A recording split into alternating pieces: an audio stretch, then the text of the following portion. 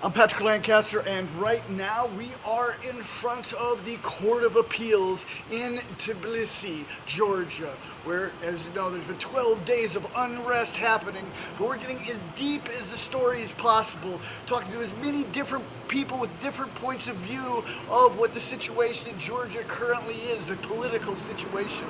And today we've got a really interesting interview lined up here.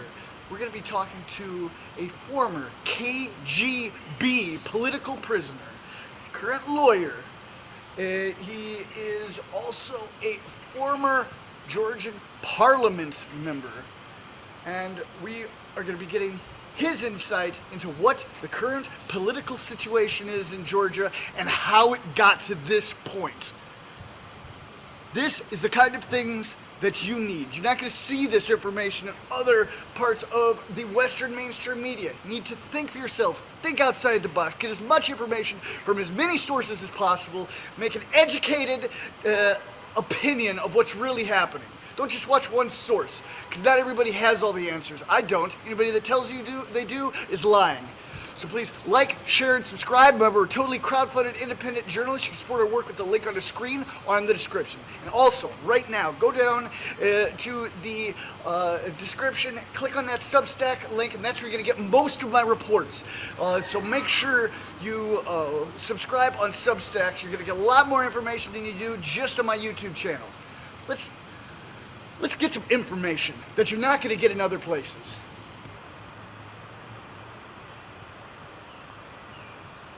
Здравствуйте. Здравствуйте. Можно представить за себя? Я Гayla Nikolaishvili, адвокат, правозащитник, бывший политзаключенный советского периода. Я 1,5 года за антисоветскую агитацию и пропаганду в 1984-1985 годах сидел в тюрьме КГБ за распространение антисоветских листовок. Сейчас я занимаюсь в основном адвокатской деятельностью, правозащитной деятельностью и стараюсь, чтобы оценивать ситуацию, политические ситуации, которые происходят, и события, которые происходят в настоящее время в Грузии. В 1992-1995 годах я был членом парламента Грузии. Вот и все моя короткая биография.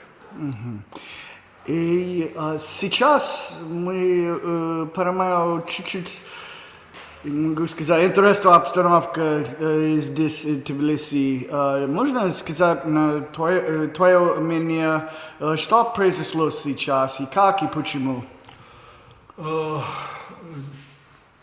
Перед выборами 4 политических партий оппозиционных создали какое-то объединение, вернее, общую платформу, и они старались получить голоса, которые были бы уже больше 50%, и которые пришли бы к власти.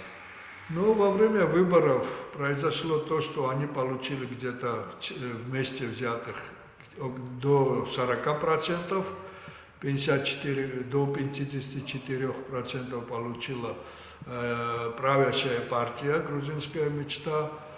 И эти 4 организации, 4 политических партии объединились и сказали, что не признают выборы, что они сфальсифицированы. И они стараются во всем мире это доказать, и чтобы не признали новые власти Грузии. И они призывают своих сторонников и весь грузинский народ, чтобы они вышли на улицы, чтобы они забастовку объявили, чтобы члены этих государственных учреждений, которые там работают, они покинули свои посты, что выступили против правительства, что, в общем, они не признают легитимность нынешних властей. Вот И каждый день они устраивают эти митинги разные. Очень часто эти митинги переходят в насильственные действия, бросают камни или молотовые коктейла. Значит, в полицейских, полиция также принимает силу против них, следоточивый газ, задерживают.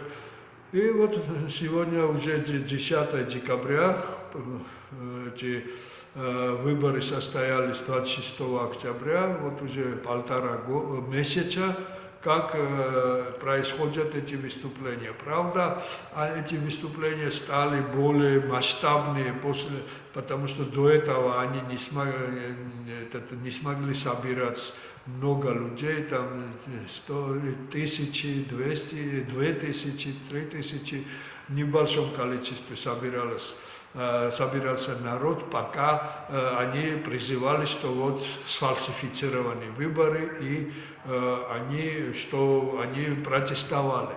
Ну, немного людей выходило, несмотря на то, что только в Тбилиси эти 4 партии вместе взятых получили почти 300 тысяч голосов, а во всей Грузии до 800 тысяч голосов. То есть они довольно много у них есть сторонников, но эти остальные не выходили на протесты, потому что они сами видели и понимали, что никакие масштабные эти фальсификации на выборах не происходили. Ну, конечно, отдельные случаи были, но эти случаи фальсификации, они не действовали на общий итог этих выборов. Действительно, больше 50% получила партия власти. И они просто не смирились с этим. Но 28 ноября премьер-министр Грузии объявил, что это правительство, грузинские власти приостанавливают отношения с Евросоюзом, не с Евросоюзом, а с Еврокомиссией. Грузия сейчас является кандидатом в члены Еврокомиссии, Евросоюза. European Union. European Union.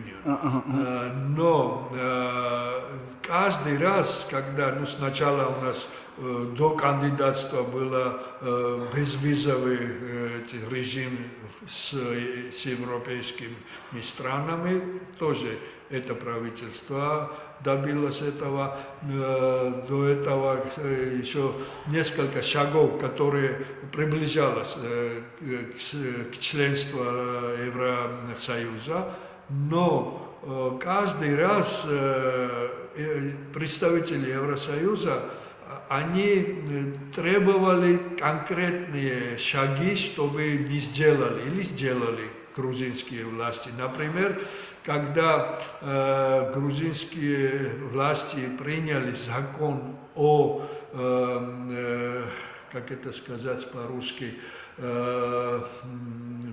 прозрачности финансирования неправительственных организаций, то это было сильное противостояние вызвало и в Грузии среди гражданского общества, и за рубежом, и в европейские страны, и в Америке, что вот почему должны были прозрачные эти финансы, с которыми финансируют эти неправительственные организации. И второй закон, который потом они приняли, это против пропаганды ЛГБТ движения. И вот эти два закона стали камнем преткновения, можно сказать, в отношении между Грузией и Евросоюзом, потому что они сильно, в общем, разозлились на властей Грузии, и они требовали, что эти два закона они убрали, в общем, чтобы они не действовали, эти законы.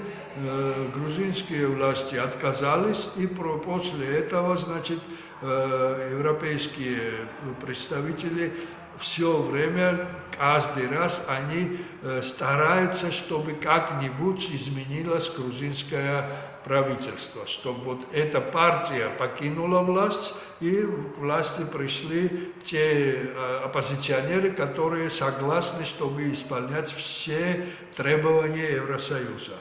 Вот в этом происходит борьба из-за этого, и поэтому и были, значит, назначены, поэтому и были такие потрясения после этих выборов, что они, значит, эти оппозиционеры, думают, что если еще до 4 года останется у власти грузинская мечта, эта партия, то они, значит, уже будет закрыта дверь в Евросоюз. Хотя эти власти говорят, что несмотря на то, что мы сами приостановили переговоры на членство в ЕС, в Европейский Союз, несмотря на это, мы будем выполнять все требования, которые были заключены с Европейским Союзом, и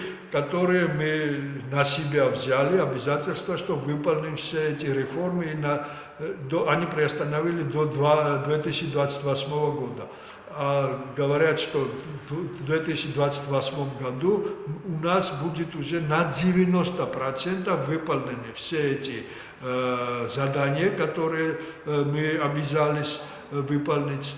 И к 2030 году мы уже будем лучше всех подготовлены, лучше всех кандидатов других стран, по сравнению с другими странами, готовы, чтобы стать членами Европейского Союза. Тем более, что Европейский Союз сам объявил, что они до 2030 года не собираются принять никого в свои члены, то есть расширить Евросоюз. Вот это есть вся история, которая происходит сейчас в Грузии. Какие люди сейчас протестировать, из каких партий, потому что есть, вчера я читал людей из ультраправа тоже на площади. Есть как альянс вместо это людей, которые хотят НАТО, Европейский Союз и грузинский ультраправо. В Грузии практически больше 80% хотят в Евросоюз и в НАТО, чтобы, в том числе и я, конечно, никто не хочет, чтобы Грузия не вошла. Очень малое количество людей, которые, возьмем 15-20%, которые ярко выступают против Евросоюза. Значит, против Евросоюза открыто так никто не выступает, очень малое количество людей, это практически никакой силы не представляют. И вот вы спрашиваете, кто выступает на этих митингах, да?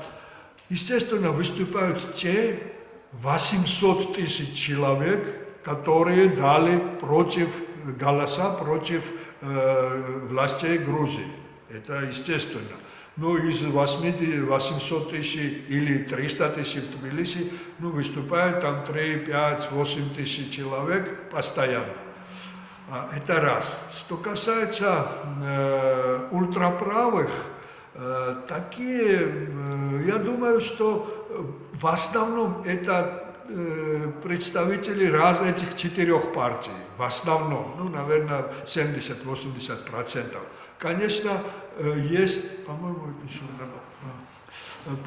конечно, есть и непартийные, которые не хотят эту власть, хотят смены власти. Правда, я не знаю, за кого они хотят голосовать. Но тут один нюанс. Вы знаете, что 9 лет или почти 10 лет здесь правило Грузии, это национальное движение Грузии, которое возглавлял президент Саакашвили. Знаете, наверное, да? Вот эти 9 лет, которые были такими тоталитарными, антидемократичными. И грузинский народ помнит, что эти 9 лет были страшные для них в смысле демократии, защиты прав человека. И они не хотят возвращения этой партии у власти. Созданы другие партии тоже. Из этих 4 2 партии, которые явно части этого национального движения. Правда, другая говорит, что Саакашвили это не наш лидер, но на самом деле это бывшие члены в основном этого национального движения. Еще 2 партии, новые партии, но, как говорит грузинская власть, значит, они говорят, что это лишь части этого национального движения, что это единое, в общем, национальное движение, и поэтому очень многие боятся, чтобы они вернутся к власти. Что касается этих так называемых ультраправых, которые вот в масках выступили и сказали, что мы защитим, это там несколько десятков человек, как я увидел. И это очень опасно, конечно, если будет физически принимать силу, физическую силу. Естественно, против этой силы будет другая сила, да, власти, полицейские. И поэтому вот сегодня как раз Министерство безопасности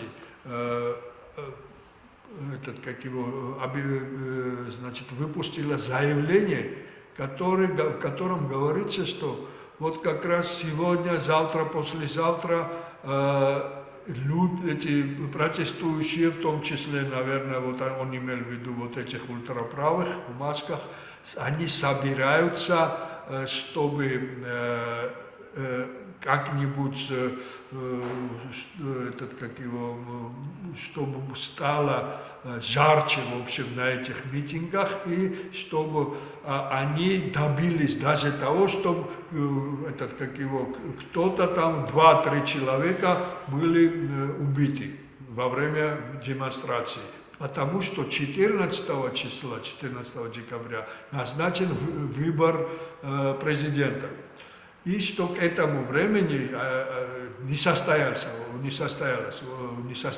в общем, эти выборы президента, а до 29 числа, вы, наверное, это тоже знаете, 29 декабря уже он принимает присягу, и уже официально становится инаугурация, в общем, этого президента происходит, и нынешний президент Саломе Зурабишвили уже теряет всякие эти полномочия, поэтому вот сейчас за эти 2-3 недели стараются, чтобы как-нибудь изменить ситуацию. И поэтому не исключено, что именно в эти дни будут происходить очень опасные эти движения. И посмотрим, как это все закончится. Но как раз вот эти дни, значит, 14 декабря, потом 16-17 Евросоюз принимает решение насчет Грузии, они, значит, оппозиция надеется, что они прямо скажут, что эти выборы недействительные, не признают, что они сфальсифицированы, и это, в общем, больше прямо масло в огонь добавить в эту ситуацию, и посмотрим, что будет. И следующий вопрос. Президент Грузии заявила, что не покинет свой пост по окончанию скоро полномочий. Да. Понятно. И что будет в Грузии? Будет, значит, двоевластие, если можно так сказать, 2 власти. Один официальный, другой неофициальный. Президент и его сторонники, эти оппозиционные партии, будут говорить, что мы не признаем эту власть, только этот законным является президент. потому что его выбрали в свое время, несмотря на то, что уже его срок закончился. Несмотря на это, пока там в Конституции написано, что его полномочия заканчиваются тогда, когда новый президент, этот, как его, приносит присягу. И это, правда, 29 декабря уже случится, но оппозиция говорит, что раз это недействительные эти выборы, незаконные, фальсифицированные, нелегитимные, поэтому их избранный президент тоже недействительный. Поэтому мы его не признаем. Единственным законным президентом является вот нынешний президент Зурабишвили.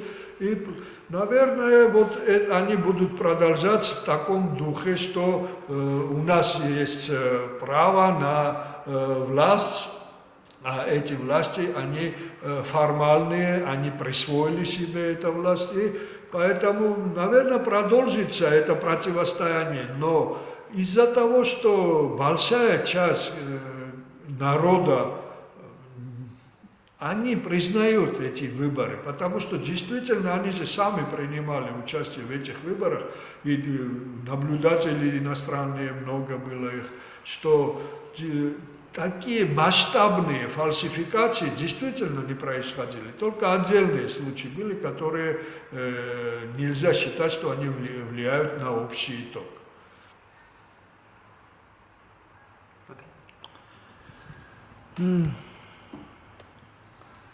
Думаю, что один, может, вы уже поговорили, но один вопрос за иностранца на протесты. Вы слышали что-нибудь за это? Которые присутствуют на протесте? Не понял. Ну, иностранцы, которые протестируют. Да, которые тоже протестуют. Как говорят, есть, где-то объявили 10 человек, задержали там. И граждане России, граждане Украины, один гражданин был этого Великобритании, Англии, тоже задержали. Но это все они пошли, по-моему, по административному. Несколько дней или штраф, и не уголовное наказание для них. И maybe we can ask about the freedom of speech problem with foreign journalists. Yeah, go for it. Я понял. Freedom of speech, что касается вот, свободы слова, Да. у оппозиции есть 4 канала, телевизионных канала, которые с утра до вечера, целые 24 часа, они вещают и ругают правительство, говорят только в пользу оппозиции. 4 канала. У правительства есть 2 канала только, которые только за правительство. Еще есть 2 нейтральных канала, которые всю Грузию обхватывают. Ну, остальные там региональные каналы тоже в основном оппозиционные. Но что здесь свобода слова ущемляется или не разрешается, это просто никак нельзя это утверждать. И сами они как могут утверждать, оппозиционеры, что мы не можем говорить, что хотим.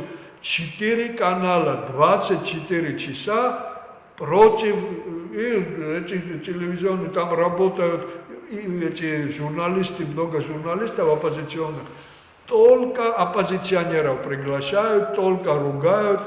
И, в общем, никто их этого и не запрещает. Ну, так что свобода слова, я могу сказать, и любой может сказать, что не притесняется. Но вчера утром, очень рано, час утра, когда протесты уже мало людей, несколько протестов пришло от мы и пытаться остановить нашу работу. Они сказали, мы русская пропаганда и все это. Кто это сказал? Протестующие? Да, они полчаса ругаются мы, пытаются воевать мы и все это. Вот свобода слова притесняется для тех, кто противоположную позицию имеет. От них вот правительственные каналы, которые там приходят, их тоже притесняют, говорят, вы русские, вы против Грузии работаете, вы агенты, уходите отсюда и так далее. В общем, не дают часто очень работать. Вот это, что вот свобода слова притесняется, это мы видим по телевизору, это часто бывает. Но то со стороны правительства, я опять-таки говорю, никак они не могут притеснять свободу слова, имея в виду, что каждый раз в одной из этих 4 каналов они могут пойти и говорить, что хотят.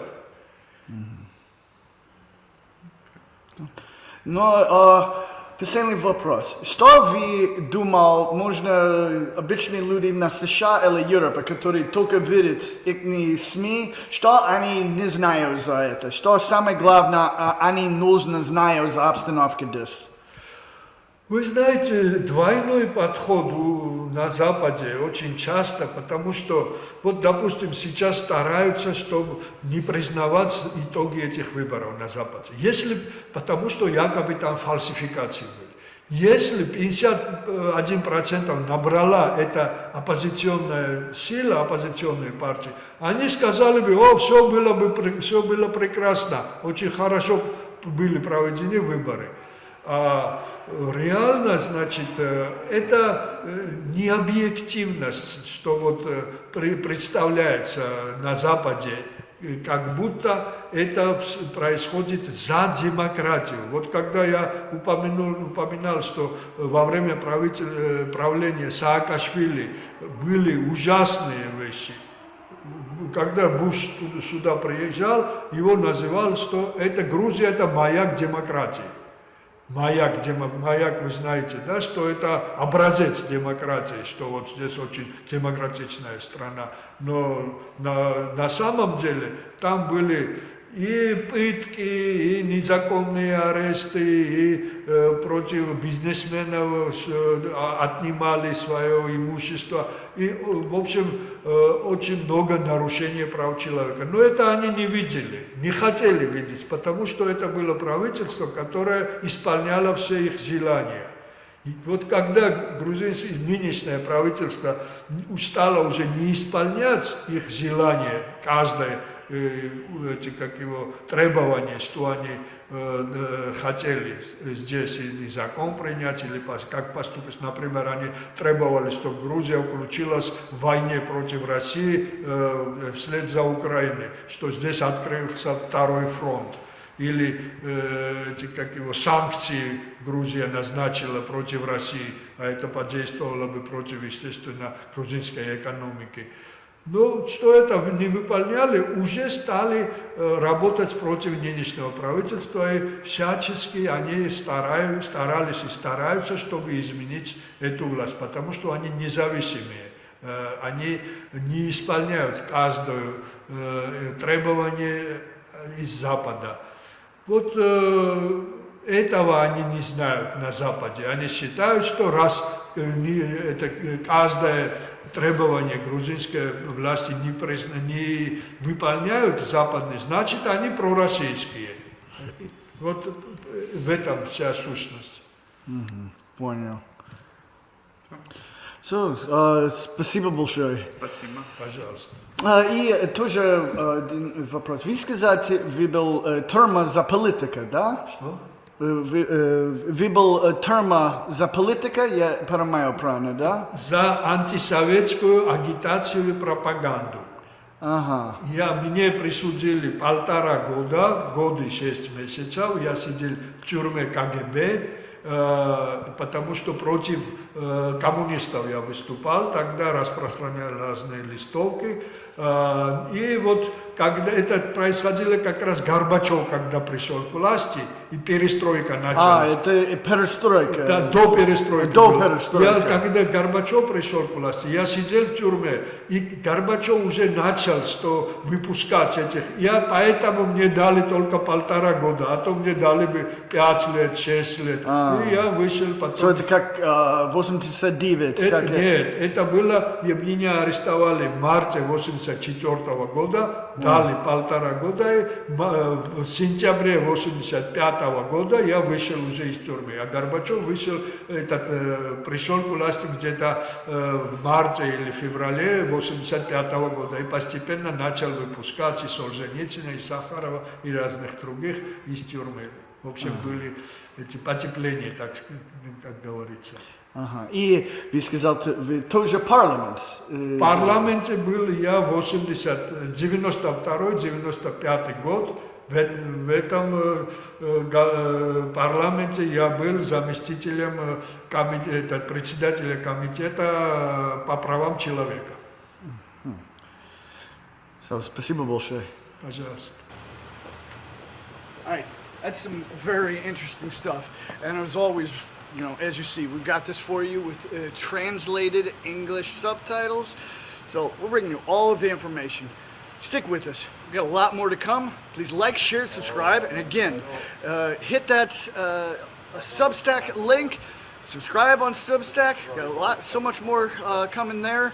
And also remember, we're totally independent, crowdfunded journalists. You can support our work with the link on the screen or in the description. Let's go get some more information. We're only able to do this with you.